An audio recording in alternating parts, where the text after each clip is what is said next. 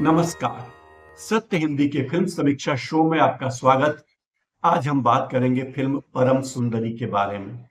ये वो फिल्म है जो नॉर्थ और साउथ के सम्मिश्रण को लेकर बनाई गई है। हीरो हीरोइन में से एक दक्षिण भारतीय और एक उत्तर भारतीय। इस मुद्दे पर पहले कई फिल्में बन चुकी हैं, जिसमें चेन्नई एक्सप्रेस बहुत चर्चित फिल्म हुई थी। चेतन भगत के उपन्यास टू स्टेट्स पर आधारित फिल्म, इसकी भी कहानी यही थी और ये भी कुल मिलाकर वही कहानी है। यानी इस फिल्म में नएपन की बहुत कमी है। सिद्धार्थ मल्होत्रा परम सचदेव नामक दिल्ली के युवा हैं, रईस हैं, खानदानी हैं और जिंदगी को मौज मस्ती में जीना चाहते हैं। सुंदरी केरल की रहने वाली लड़की है, जिसकी भूमिका जाह्नवी कपूर ने की है और वो एक परंपरावादी लड़की है, उसी स्टाइल में रहती है और दक्षिण भारतीय लड़कियों की जो बातें बताई जाती है वो उसमें कूट कूट कर भरी हुई है। कुल मिलाकर फिल्म एक घिसे पिटे फार्मूले पर ही चलती है। इससे लगता है कि हिंदी के फिल्म उद्योग में कहानीकारों की बहुत कमी है, या कहानी लिख नहीं पा रहे हैं या कहानी खोज नहीं पा रहे हैं, इसीलिए घिसे पिटे फार्मूलों पर फिल्में बना रहे हैं। कई फिल्मों के फार्मूले दोहराए गए हैं। वही रोमांटिक कॉमेडी के नाम पर एक दूसरे के साथ हंसी मजाक, ठिठोली, कभी रोमांस के सीन तो कभी अलगाव की बातें, कभी एक दूसरे के परिवार को लेकर आक्षेप और उनके सम्मान की बातें। कुल मिलाकर इस फिल्म में नॉर्थ बनाम साउथ का रोमांटिक रायता डाल दिया गया है। हालांकि साउथ में तमिलनाडु के मुख्यमंत्री के स्टालिन हिंदी के विरोध में बार बार बयान देते रहे हैं और कहते रहे कि हिंदी को थोपा न जाए। यकीनन ये फिल्म हिंदी थोपने की कोशिश नहीं होगी, ऐसा माना जाना चाहिए। फिल्म कहीं कहीं हल्की फुल्की लगती है, कभी गुदगुदाती है, कुछ रोमांस के सीन ठीक ठाक हैं, लेकिन कुल मिलाकर फिल्म में कोई ऐसा नयापन नहीं है जिससे कि आप उस फिल्म को देखने के लिए बेताब रहें, या जो दर्शक सिनेमा घर में आए हैं वे कुर्सी से चिपके रहें। यानी फिल्म में सब चीजें बहुत ही साधारण तरीके से चलती रहती हैं।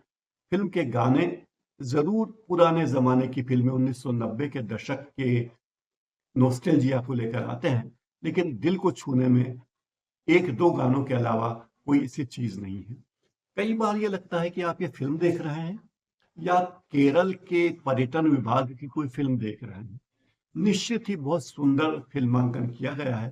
केरल को बहुत खूबसूरती से उकेरा गया है, जो दर्शकों को पसंद आएगा।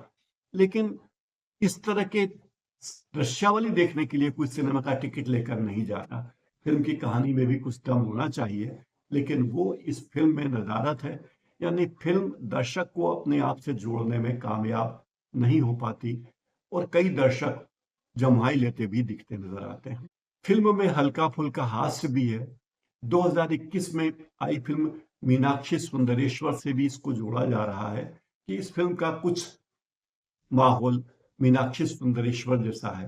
हालांकि उसकी कहानी में हीरो हीरोइन दोनों अलग परिदृश्य से आते हैं और नौकरी परिदृश्य होता है, लेकिन यहाँ कहानी एक अलग है। फिल्म की कहानी ही केरल के बैकवाटर से शुरू होती है और सुंदर दृश्यावली के साथ चलती है। फिल्म में सिद्धार्थ ने जरूर वही उसी तरह की भूमिका निभाई जैसी वो निभाने के आदी रहे हैं, और जाह्नवी कपूर ने कोशिश की है कि वे अपनी मां श्रीदेवी का दक्षिण भारतीय लहजा इस फिल्म में लेकर आए। लेकिन कहीं कहीं लगता है कि जाह्नवी कपूर ने भी ओवर एक्टिंग की है और उच्चारण में दक्षिण भारतीय मित्र कहते हैं कि उनके दोष पाया गया है।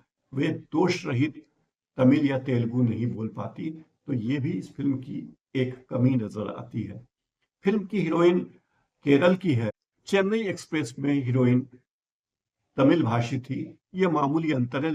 फिल्म चेन्नई एक्सप्रेस से इतनी ज्यादा प्रभावी थी कि उसके कई सीन लगता है कि चेन्नई एक्सप्रेस से उधार लिए गए हैं। यानी फिल्म में नवीनता की बेहद कमी नजर आती है। एक और चीज की कमी लगती कि फिल्म प्रिडिक्टेबल लगती है। हमें लगता है, दर्शकों को लगता है कि फिल्म में आगे क्या होने वाला है और वे उसकी कल्पना कर लेते हैं, और जब पर्दे पर वैसे ही दृश्य आते हैं तो दर्शक को लगता है कि कोई ऐसी कहानी, कोई ऐसा पेंच फिल्म में नहीं है। फिल्म का संगीत ठीक ठाक है, दृश्यावली बहुत अच्छी है, गाने औसत हैं, निर्देशन भी औसत है। बहरहाल ये फिल्म आपको सिनेमा घर में ले जाने के लिए विवश करे, ऐसी कोई बात इस फिल्म में नहीं है। पता नहीं क्यों हिंदी फिल्म वाले फिल्म की कहानी के बारे में नहीं सोचते, वे तमाम बातों पर पैसे खर्च करते हैं, लेकिन फिल्म की कहानी पर वे ध्यान नहीं देते, इसीलिए हिंदी फिल्मों की गति अच्छी नहीं चल रही है। आज इस कार्यक्रम में फिलहाल इतना ही। नमस्कार।